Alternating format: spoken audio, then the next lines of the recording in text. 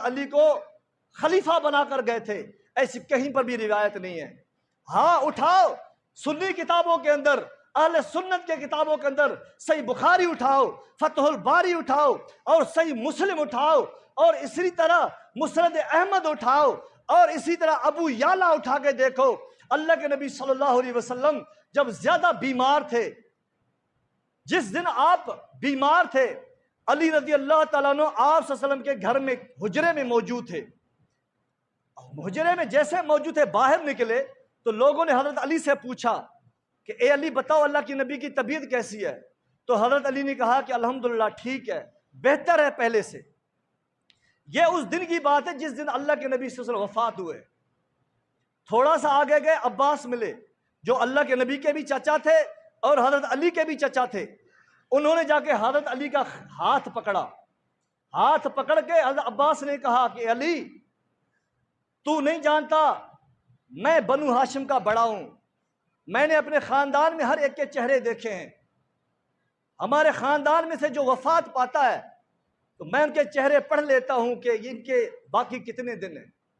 لہٰذا اے علی، اللہ کے نبی صلی اللہ علیہ وسلم کے یہ چند دن ہیں، یہ چند گھڑیاں ہیں، لہٰذا آپ صلی اللہ علیہ وسلم نہیں بچیں گے، اس فانی دنیا کو چھوڑنے والے ہیں۔ تو لہٰذا اے علی تم میرے ساتھ چل حجرے میں اللہ کے نبی کے پاس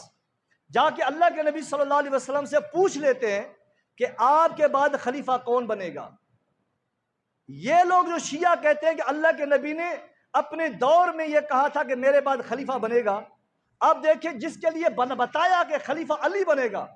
اس خلیفے کو جس کو نامزد بنایا ان کو بھی پتہ نہیں، جس کو خلیفہ بولنے کے لیے گئے ان کو پتہ ہی نہیں کہ مجھے خلیفہ بنایا، اور ان کے چاچا ان کے خاندان میں سے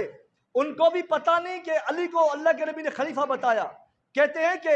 وہ اکثر مثال دیتے ہیں کہ کہتے ہیں کہ گواہ چست اور مدعی سست،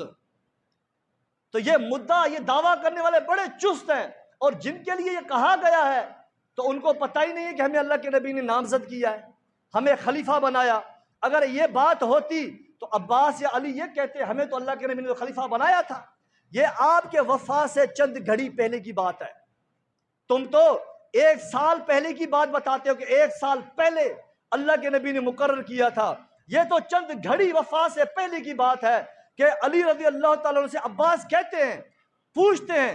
خلافت کے بارے میں، اگر ہمارا حق ہوگا تو ہمیں خلافت ملے گی۔ تو حضرت علی کیا کہتے ہیں، اگر علی کو خلافت میں اگر آپ صلی اللہ علیہ وسلم نے مقرر کیا ہوتا تو علی کہتے ہیں کہ چچا اللہ کے نبی نے تو مجھے مقرر کیا ہے، پوچھنے کی کیا ضرورت ہے۔ اس جواب پر حضرت علی نے کہا اے چاچا بات یہ ہے، اب ہم اگر اللہ کے نبی کے پاس جاتے ہیں، اگر اللہ کے نبی نے اگر ہمیں انکار کر دیا کہ نہیں تم خلیفہ نہیں بنو گے، یا میرے علاوہ اگر کسی اور کا نام لے لیتے ہیں تو پوری زندگی یہ امت ہمیں خلافت سے محروم کرے گی، اور یہ دعویٰ بنائے گا کہ تمہیں اللہ کے نبی نے اپنے دور کے اندر خلافت دینے سے انکار کیا تھا تو ہمیں خلافت نہیں ملے گی۔ کہا کہ اس بات کو چھوڑ دو چچا، اب علی کو یہ یقین ہی نہیں تھا کہ مجھے خلیفہ بنایا جائے گا، حضرت علی کو کوئی یقین نہیں تھا کہ اللہ کے نبی صلی اللہ علیہ وسلم مجھے خلیفہ بنائیں گے، یہ اعتماد بھی نہیں تھا کہ میں اندر جاؤں گا اللہ کے نبی سے پوچھوں گا۔ اگر اعتماد ہوتا، یقین ہوتا تو حضرت علی چلے جاتے کہ مجھے یقین ہے میرا اللہ کے نبی مجھے خلیفہ بنائیں گے۔ تو حضرت علی نے کہا کہ نہیں، ہو سکتا ہے کہ اللہ کے نبی میرا نام نہ لے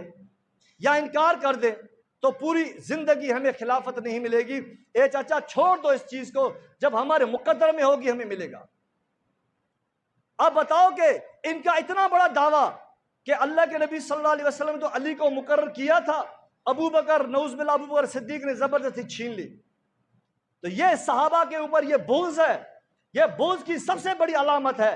کہ یہ صحابہ کے اوپر جھوٹ بولا جاتا ہے کہ انہوں نے نعوذ باللہ اہل بیت سے دشمنی کی، ان سے زبردستی چھینا گیا۔ اور ایک صحیح مسلم کے اندر روایت ہے، اللہ کے نبی صلی اللہ علیہ وسلم نے اما عائشہ سے کہا اے عائشہ میرا دل کہتا ہے کہ میں لوگوں کو بلاؤں اپنے اس حجرے کے اندر جمع کر دوں اور بلا کے میں یہ اعلان کر دوں